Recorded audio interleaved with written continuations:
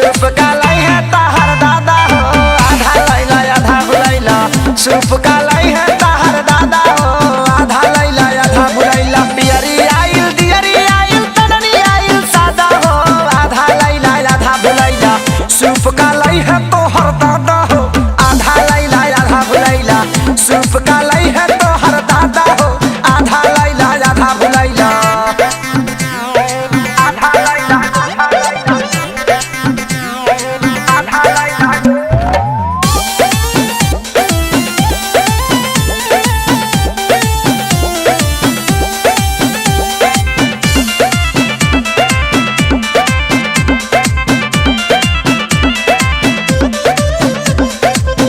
कुछिया में जाला बाजारे धलेला तोहके भुलवा ना हो।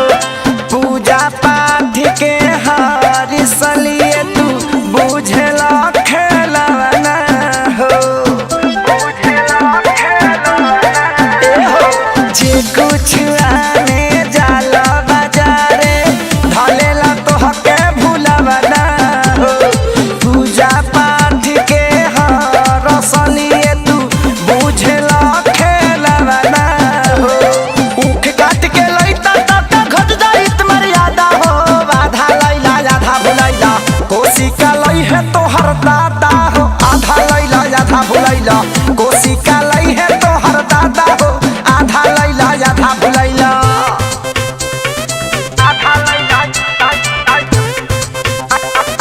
आधा लैला आधा भुलैला।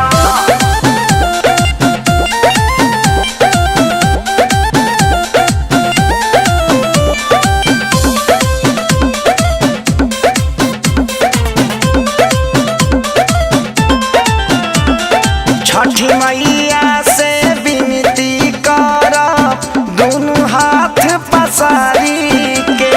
ठीक तू सोनू सैया के कद भूले वाली बीमारी के। छठ मैया से विनती कर दोनों हाथ पसारी के। ठीक तू कद सोनू सैया के भूले वाली बीमारी के। प्यारे लाल खेसारी से तू पहले नहीं खजादा हो आधा लैला आधा भुलैला। सूप का लै है तोहर दादा हो आधा लैला आधा भुलैला। सूप का लै है तोहर दादा हो आधा लैला आधा भुलैला। जा फिर लेके आवो।